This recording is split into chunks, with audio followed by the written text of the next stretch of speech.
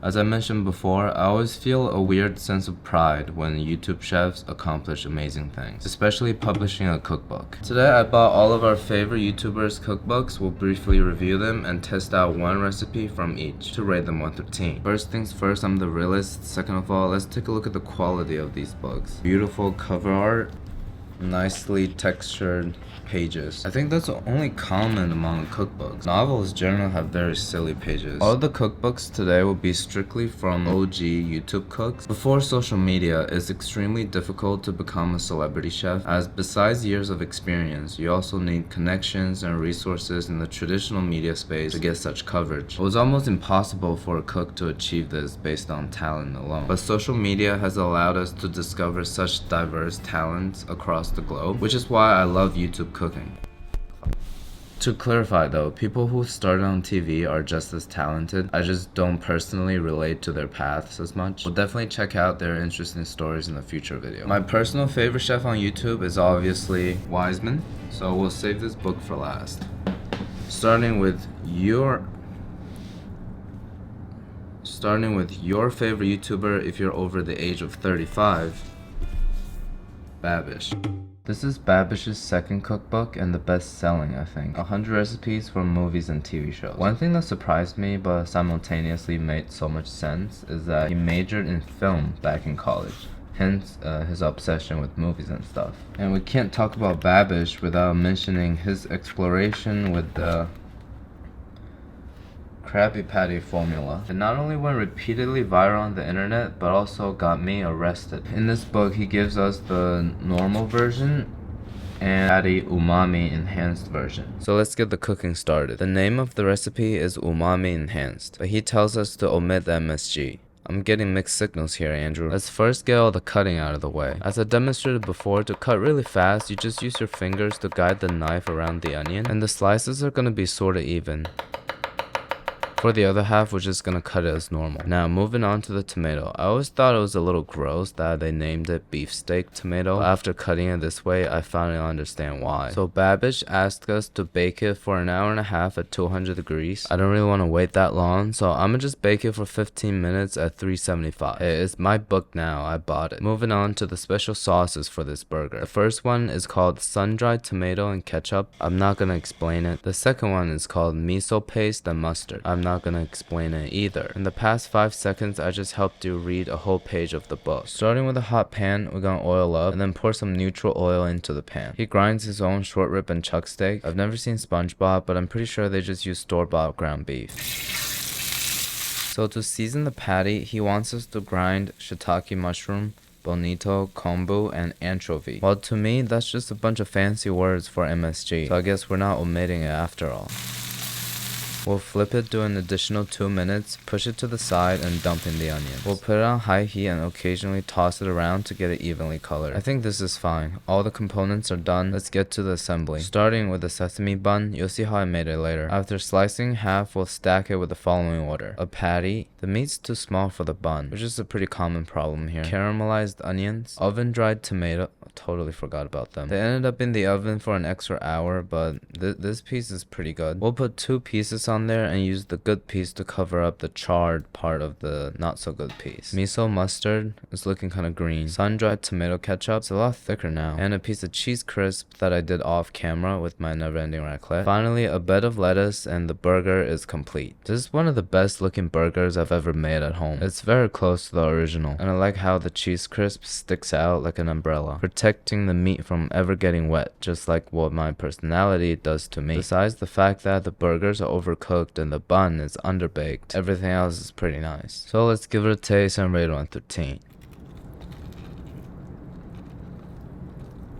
It really is enhanced with umami. Every single component here is loaded with it. MSG on the meat, caramelization on the onion, sun-dried tomato in the ketchup, and the miso in the mustard. These additional cooking steps turns a simple burger to a burger full of complexity. The only bad part about this burger is the underbaked bun, which is my fault, so I'm gonna give it a 9.3 out of 10. My favorite part of this book is, I guess, how disorganized it is. It doesn't have like categories of food or table of content. After the intro, we'll just go straight into it. All the recipes given are kind of random. It's not alphabetical or anything, but it keeps me engaged. After reading one recipe, I can't wait to read the next. When I first started this channel, I got many comments saying that my videos look like a low-budget Babish, and I could not be more honored to hear that. I read the intro and learned a little bit about Andrew's life. He's been through a lot. He first conceived the idea of doing YouTube in the period of his life he called rock bottom. This decision evidently changed his life forever. What I learned from Babish is more than just the passion chasing story. I think he's trying to tell us that our lives are multifaceted. We could be as passionate about films as we are about cooking. We could show up to our therapist tripping on mushroom one day and run one of the most successful food channels the next. A successfully told story is the most integrated one, and Andrew here really integrated his life well as he continued to become more of himself every day.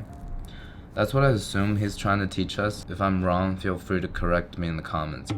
This next one is a childhood favorite. Brett and Link have been around for such a long time. They existed before YouTuber became a word. Their second channel, Good Mythical Morning, started back in 2012. I watched it every morning before going to school.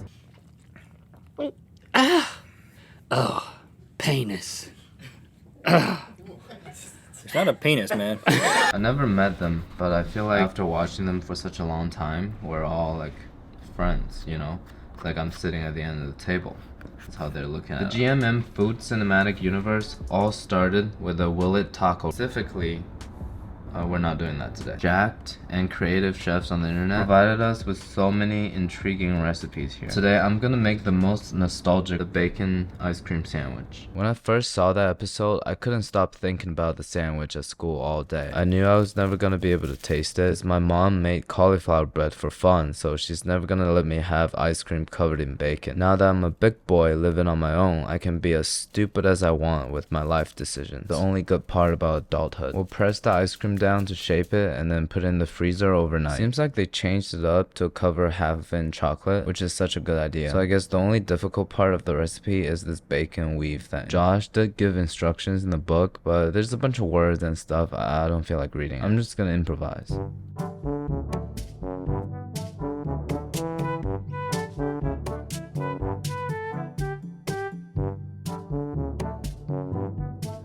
Are you impressed at my genius? Here's more. I'm gonna put the screen of the air fryer on top of the bacon and flip it directly on top from the parchment paper. And we'll do 400 for 10 minutes.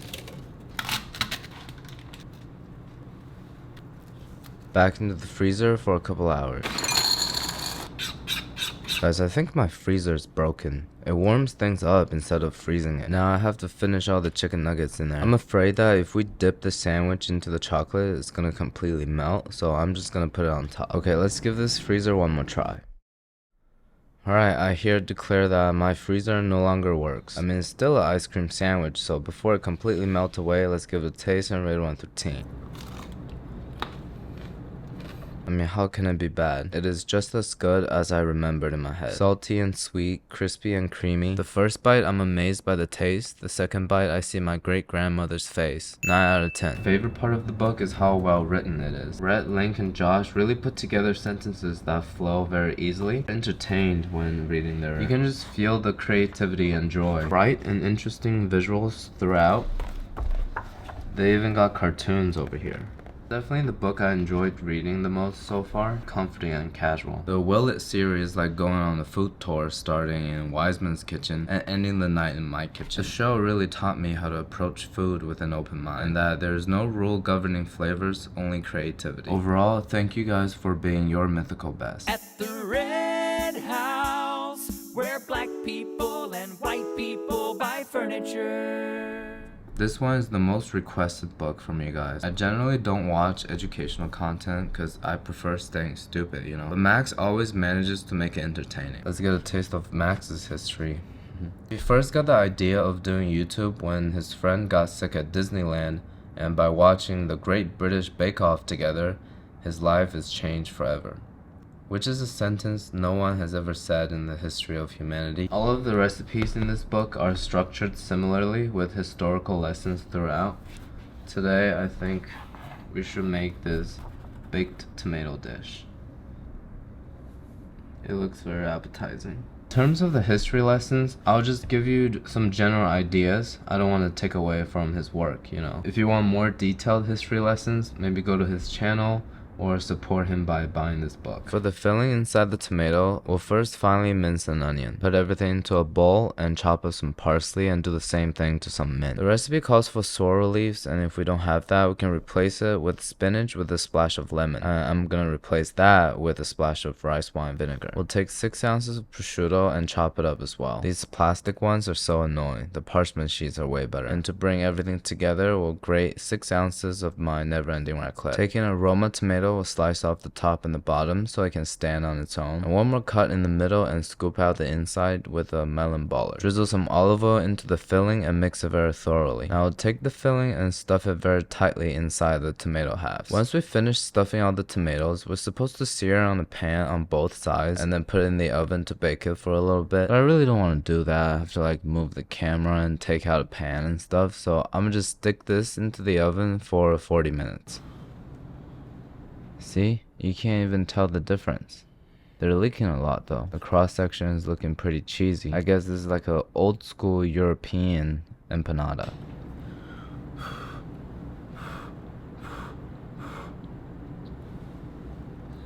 The prosciutto and cheese mixture gets kind of heavy, which is good to have the balance of the juicy acidic tomatoes. This dish was invented in Italy in 1773. It was a symbol of wealth. As a lot of you already know, tomatoes originated in South America, then brought back to England, went to France, and then ended up in Italy. I think 80% of the vegetables we consume nowadays came from Peru. The Andes has probably been the most important mountain range throughout history. This recipe is pretty much perfect, but I don't like tomatoes that much, so I'll give it an 8.5. Overall, Max's channel really demonstrated to me how human civilization has a legacy in the aspect of taste. I never thought of food like that. It encloses so many elements like religion, cultural, and political influences. I assume Max is trying to teach us that food brings people together, and not just people around us. Food has the ability to connect us with people throughout history. What a powerful lesson.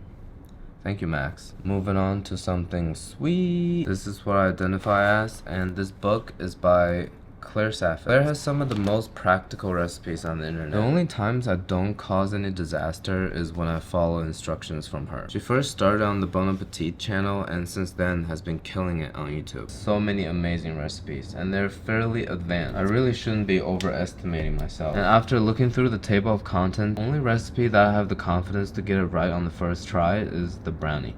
But not just any brownie. It is the Malting Away brownie. Malted Forever brownie.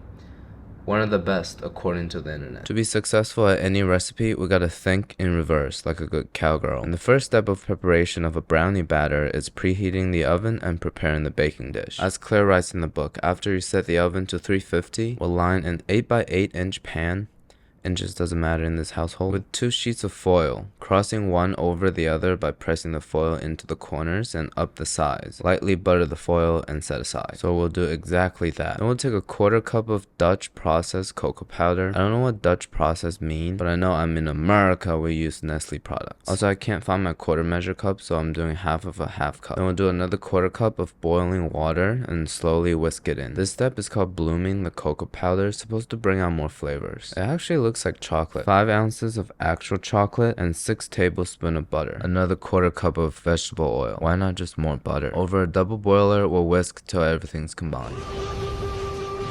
Cool the mixture down to lukewarm and add half a cup of granulated sugar, half a cup of brown sugar. This marshmallow tip really turned my brown sugar rock back to normal. I guess reading the comments really helped. Thank you guys. 2 egg yolks and a whole egg. I would go beat it on the couch, but I'm really tired today, so I'm gonna give in to the machine. Who's still keeping score of our war against machine? I feel like I keep losing to them lately, but look how easily the eggs got mixed into the batter. 3/4 cup of flour, 2 tablespoons of malted milk. I love this stuff, so I'm putting a little bit more than 2 tablespoons. In addition to the recipe, I'm also add some instant coffee. Any chocolate-based dessert's flavor will be enhanced by the addition of instant coffee. That's right. Guys, I'm learning. As the last step, we'll roughly chop up some dark chocolate and fold it into the batter. You know what I just realized? More than 60% of the ingredients in this recipe is Nestle products. We need to do a deep investigation of this company. Since I'm addicted to sugar, it's courtesy to get to know my dealer. We'll bake it for 25 minutes, or the top has this thin little crispy layer. My baking dish is a lot wider than hers, so it's a little bit on the thin side. I'm not sure if this brownie is supposed to be this soft. You can't like hold it up or anything. It's more like a cake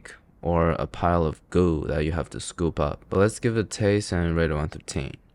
Well, first it tastes very meaty, like a piece of steak. Maybe that's because while it's baking, I also cooked a piece of steak right next to it, and the oil splattered into the pan, so partly my fault. Besides that, it's extremely fudgy and gooey. I think the preparation of the cocoa powder really enhanced the deep chocolate flavor that the average brownie doesn't have, and the malt powder just takes it to the next level. Honestly, I can't decide if malted milk or vanilla extract is more fitting of the term dessert MSG, so why don't you let me know in the comments. 9.5 out of 10. I think the most impressive part about this book is the photography. Let me show you some images. I feel like I can smell this cookie just by looking at it. Look at this pie.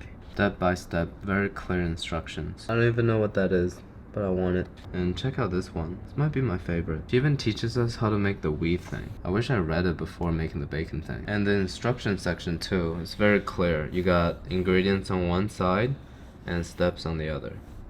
Very straightforward. Claire is an inspiring person. At the Cornell Q&A, she talked about how for the majority of her life, the only thing she thinks about is food. If she wants to make an idea into actuality, she won't stop experimenting no matter how long it takes. This type of dedication to food is so rare, and that's probably what made her so successful.